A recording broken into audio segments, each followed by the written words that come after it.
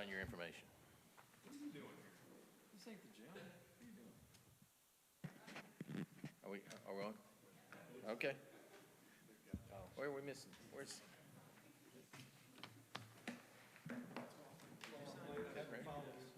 the prayer? Prayer? You want to say the prayer? Oh, yeah. Okay. You want to do it now? You know what's even funnier, Russell? I don't know what this envelope says, but it says your name, my first name, your last name.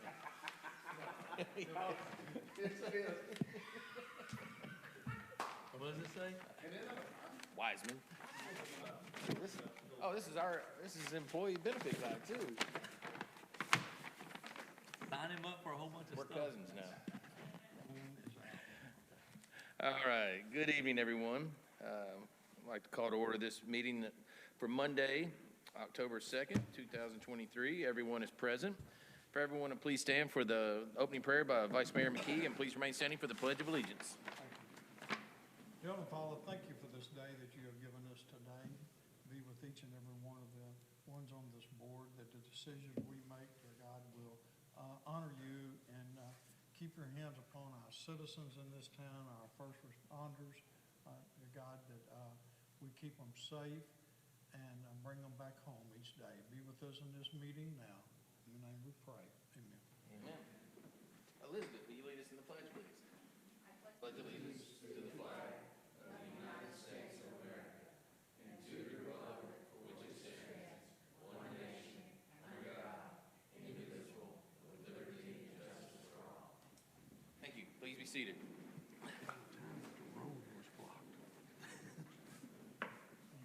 Do I have a motion to approve the minutes from the September 5th, 2023 meeting?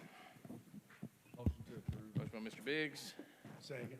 Second by Mr. Brooks. Any discussion on the minutes? Seeing none, all in favor of the motion say aye. Aye. Opposed? That item passes. Next up, grievances and comments from citizens. This is where we give anyone a chance to come and speak for on any particular topic. Please know that it's not a Q&A, but if we can address any of the concerns in tonight's meeting, we will. So we do ask that you fill out a card. I didn't know, Brittany, do we have any cards tonight? Is anybody here to speak on anything? Do we need to fill out a card? No? Okay. So that passed over fast. This may be what you said. All right. Communications, Sergeant, Sheriff's Department.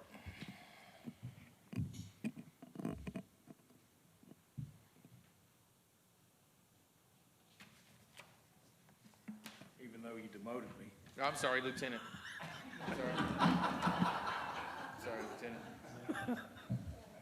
He's on a roll.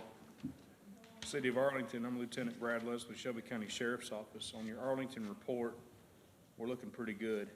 We have no violent crimes to report. The theft from building was at Arlington High School. It was a student's backpack with a computer inside of it. And then number 3 was a theft of motor vehicle report. So that report encompasses 9 vehicles that were broken into at the Fairfield Inn off of I-40. And that's a problem that we'll see from time to time. Anywhere that you have an interstate, you're going to have problems because it's a quick access on and off. Aggravated assault was a domestic violence with an arrest. And the vandalism was the biggest crime in Arlington. And those were traffic barricades that were damaged in Hidden Meadows, and we had a suspect on that, and they were four-wheeling and took the barricades down. That's it. Any questions for Lieutenant? I do have one real quick. Yes, sir. Just because there's been a hot topic lately with a couple of, I guess there was a tent set up over the weekend at the interstate, and then there's been somebody sleeping at the Kroger gazebo or something. Yes. What is the process for that from a law standpoint? So there is a state law, and I can look it up real quick and give it to you, but the state law says that on interstate property or city property, there's no one to camp. So we can remove that person. It was designed for the clover leaves of the interstate, those circles where it's government property. They also designed it for downtown Memphis at the city hall where people were camping there. So anything that the government owns, or the town or city of Arlington owns, or Shelby County owns, you can't camp there. Now, on Kroger's property, if it's on Kroger's property, they need to be cautious of what they would consider needing an eviction. Because once you allow somebody to do it for a certain certain amount of time, and somebody has mail being delivered there, then it becomes a residency issue. So, somebody from the Kroger administration will need to tell that person to leave, contact the sheriff's office. We can trespass that person, give them an AOA, tell them to, authority of agency, let them know that not to come back, that they're not wanted here, but they need to do that fairly quickly. Private property is up to the business or the homeowner. If somebody comes to your house and sets up a camp and says, I'm gonna camp here, and you don't give them permission, you let them do it and just continue to let them do it, then it might become a residency issue where they take up residency there. After, I would say 30 days, that becomes, now you have to evict them. And we get that with squatters.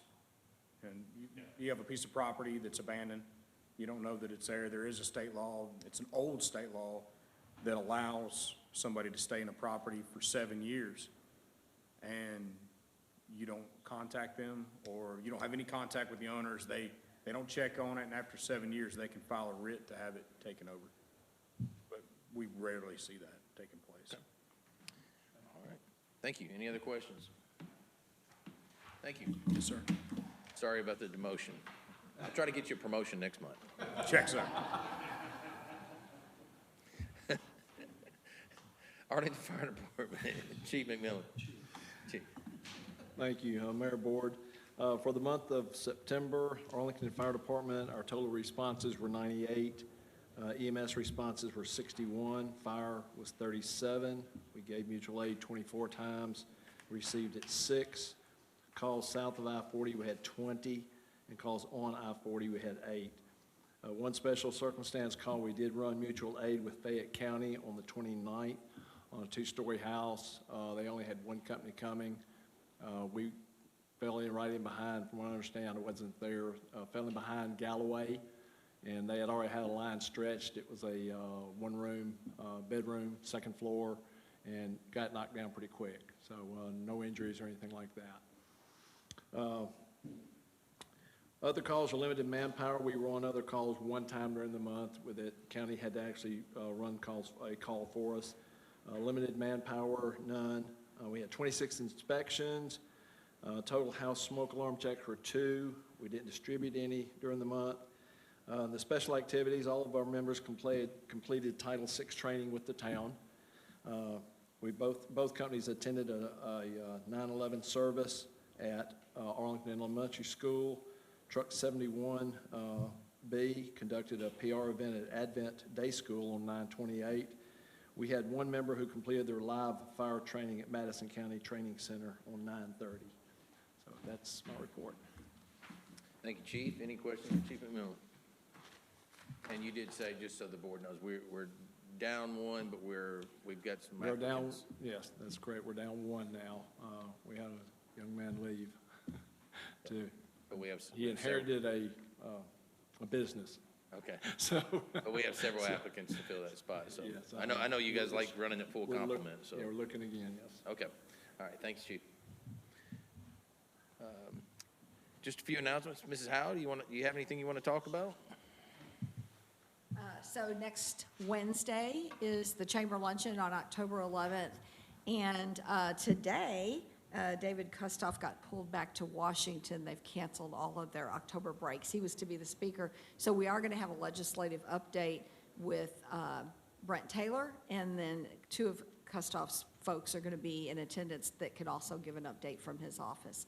So it's still going to be a good luncheon, and we look for you to be there if you can. And don't forget, I'll say for the record again, that with the December luncheon, we'll be moving the luncheon to Orion Hill, and we hope you can join us as we celebrate the growth of the chamber.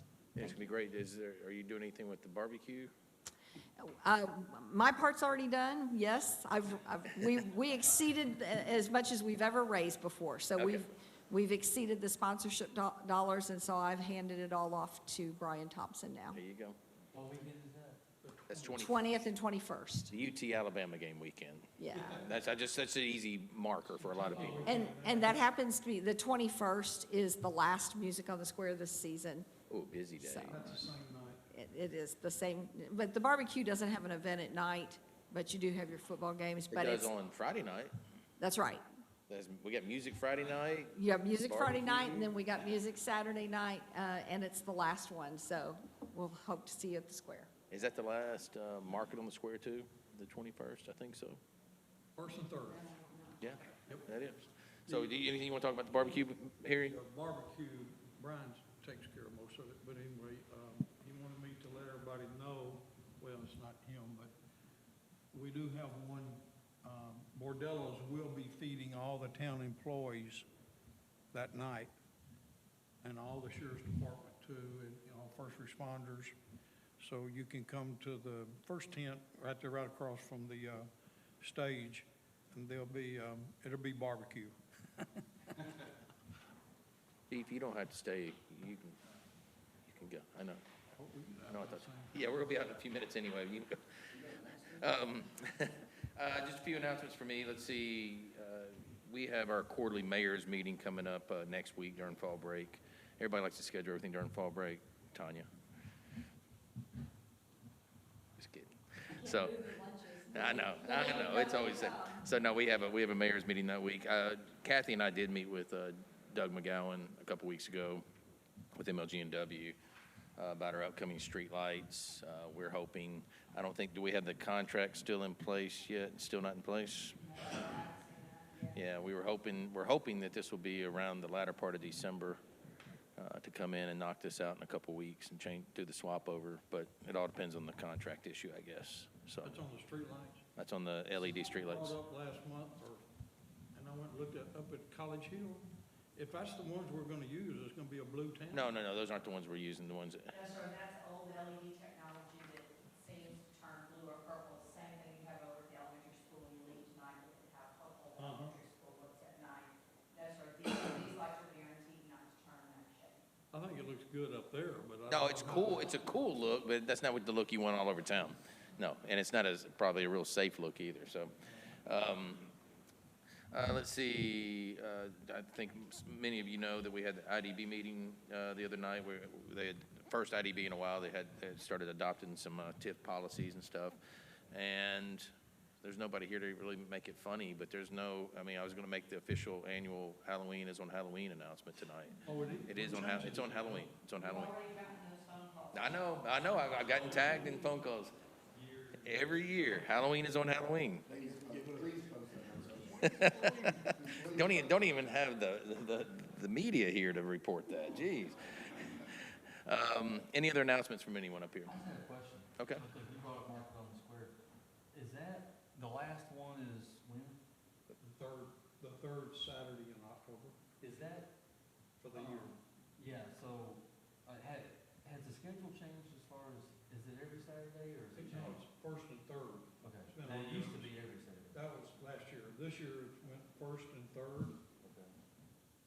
from, I think, May to October, through October. Okay. Then they'll, I think Brittany said they'll look at it again, how it went this year for next year. I was just curious. All right. Any other announcements or questions? All right. All right. Any committee reports? All right. On to. All right, I was just gonna tell you guys that auditors are here this week. They were supposed to be here in 2 weeks, but they called and asked if they could come today, so we let them. And then also we have open enrollment this week that happens Tuesday, Wednesday, Thursday. And there's packets in front of you if you can talk to me before you leave, so. On that same note, so with the TCRS, that's all going on right now with the open enrollment. So, okay. So it runs simultaneously, the health With benefits and the Yeah, so this year we have new dental, new vision, health insurance, and then new retirement options. And then TCRS will actually come back November 13th through the 15th and do one-on-one sessions with our employees, and talk to them about their buyback years of service as well, so. Okay. Does that seem to be going all right? Pretty seamless? Okay, good. All right, any other questions for staff? Okay. Old business. Item A, second and final reading of ordinance 2023-4, transferring money to the town center committed fund balance in order to ensure fund availability for the development of a future town center. We do have a public hearing on this. Mrs. Owens. Yes, sir. So this is a second and final reading to move $2 million from undesignated fund balance to a committed fund balance for a future town center, and staff recommends approval. You've heard the recommendation by Mrs. Owens. Do I have a motion to approve? Motion by Mr. Harmon. Second. Second by Mr. Biggs. All right, we do have a public hearing on this, so do I have a motion to suspend the board of? I have a motion by Vice Mayor McKee, second by Mr. Biggs. This is a public hearing. We are now in the public hearing for the second and final reading of ordinance 2023-04. This was published in the Daily News on September 12th, 2023. Anyone wishing to speak for or against this request, please come forward and be recognized. Is anyone here to speak on this particular topic only? Seeing none, do I have a motion to close the public hearing and resume the meeting? Motion by Vice Mayor McKee, second by Mr. Biggs. Man, you guys get that out so fast. All right, back on the main motion. Any discussion or questions for staff? Seeing none. All in favor of the motion, say aye. Aye. Opposed? That item passes. Any other old business, Mrs. Owens, that we need to add in? No, sir. All right. New business, item A, resolution 2023-32 to approve a contract with Michael's Tree and Loader Services for loose curb yard waste collection service in the event of severe weather or fall, spring cleanup season. Mrs. Durant. Yes, sir. So, we just entered into a contract with, Waste Pro, and what they will pick up is limited. We've had a couple storm events over the summer and had a couple last winter. Michael's Tree Service would be a as-needed supplemental service that will help Public Works get trees out of the right of way, out of the road if needed. And then if you have a real bad storm and it's outside of the scope of what, Waste Pro can handle, and it looks like your city's gonna need some help, we can offer that extra service to residents during extreme weather events. So it's as needed. We All right. request approval. You've heard the recommendation by Mrs. Durant. Do I have a motion to approve? Motion to approve. Motion by Mr. Brooks. Second by Mr. Harmon. Discussion or questions on this? So, I was just curious, like, if a resident chooses to cut down a big tree on their own, and they put a whole bunch of stuff out there, they can't just like call the town, I mean, I guess they could call the town, but that's not an automatic, like, No, so they call the town and tell us what they have, and we go ahead and put it into the track east system so that Waste Pro is aware of it. But we add a note on there that says special pickup, quota price, so it's an extra fee. okay, so it's a Waste fee. Pro can do it, but it's an extra fee. And some people will choose to go that route, some people will choose to contract it. If they had the tree cut down, if it's a big enough tree, they're gonna hire a contractor to take it down, the contractor should have to haul off the waste. And some people choose to load it up on a trailer and take it over to the BFI dump in Millington themselves. But there's several options that a homeowner has. I mean, we had one cut down a 150-year-old oak tree over the weekend. I'm sure the homeowner didn't do it because there were some pieces out there the size of my truck. Right. And Waste Pro doesn't have the capability of picking up those really big pieces, those, Yeah, no, I was just, such as Michael's would have that capability, and in the contract, it shows you the different trucks and the Right. different capabilities and the different services. but that would be on the resident to pay. It's on the resident. So, but if there's a storm event, that's not gonna be on the resident, that's gonna be, Depends on the nature of the storm and how widespread and how fast Waste Pro can get to it. We're gonna try to stick to the scope that Waste Pro has. right, But if it lingers over a period of time, because it's a bad enough storm, and the city wants to pull the trigger to get that contracted service, we would have to call and tell them, okay, we need help. Okay. And we need to get this off the roads, out of the residence yard. yeah, so if it's a storm event where it's all over the town, and we have to contact this group, the town will pay for that. Yes, sir. Now, what we're proposing to do is pay for that out of reserves, so it's not something that we're gonna do every time a storm moves through, every time a Right, storm right. falls down in somebody's yard. Right. Because we haven't budgeted for this service, we've never used this service. Lakeland uses it, Millington uses it, Carver uses it, Germantown uses it.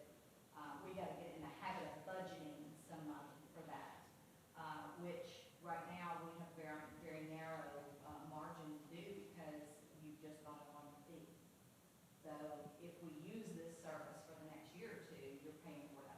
mean, I'm just picturing mine, we might go 3 years and never use them, You right? could, Yeah. you could, it really depends on the weather. Mainly, Public Works is excited to have that extra help with the heavy stuff that falls in the right of way of the road that our haul truck doesn't have the capability to pick up. Okay, I got you.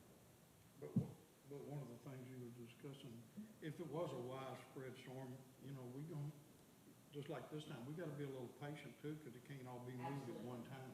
Right, yeah. And like this summer, the storm this summer was very devastating all over town as far as trees. We were patient, and I think Public Works finally got to where they, because we still had the old contractor. Public Works went out. They went out and did it, and I applaud Terry and his staff for getting out there, because every time we get a call about an issue that maybe was missed, they would jump on it real Well, fast. during that period of time, we had to have that truck in the shop twice, so it's wear and tear on your equipment. One of the things I want to emphasize though is, MLG&W has just budgeted some money to go back into their tree trimming. So while we hate to see our trees trimmed and we love our trees, it's the trees that cause you to be without power. So MLG&W has allotted, I forget how much money it is, but they've allotted a lot of money, and they've hired something like 48 crews from 3 different companies to go out and start a tree trimming service. And we talked about a couple months ago, even hiring a company to be more proactive, going out and trimming the trees back off the lines ourselves. But we put a hold on that because if MLG&W is going to be more proactive, going out and trimming these trees away from power lines. Why would we spend taxpayers' dollars to do it when it's MLG&W's power lines, MLG&W's responsibility? So we pulled back away from that to see what all MLG&W will do. They actually give you permission to do that? We were just gonna cut things within the right of way, not go anywhere They- near the they- power lines. They appreciate any help, but I think the contract was a couple $100 million over the next 4 years, so. And the for conversation that I MLG&W. had with Doug McGowan during the last storm was, Arlington needs to be as self-sufficient as possible. So that's what got us looking into it. Then they allocated this money to go out and trim trees, so we're just gonna hold off and see what their process is. The reason Bartlett was so hard hit is Bartlett did not allow MLG&W to trim trees for the last 9 years. Because of the argument about trees.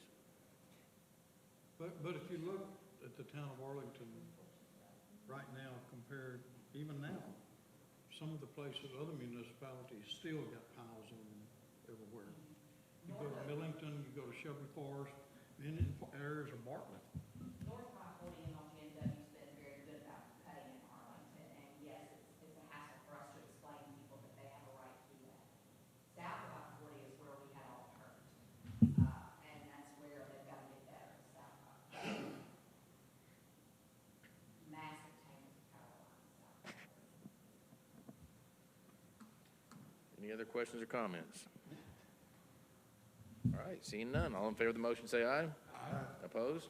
That item passes. Any other new business, Mrs. Owens? All right, do I have a motion to approve the bills for payment? Motion by Mr. McKee, Second. second by Mr. Biggs. Any objection? Seeing none, that item passes. Any other announcements before we adjourn? Seeing none, do I have a motion to adjourn? Motion by Mr. Key, second by Mr. Brooks. No objection. Meeting adjourned. Thank you.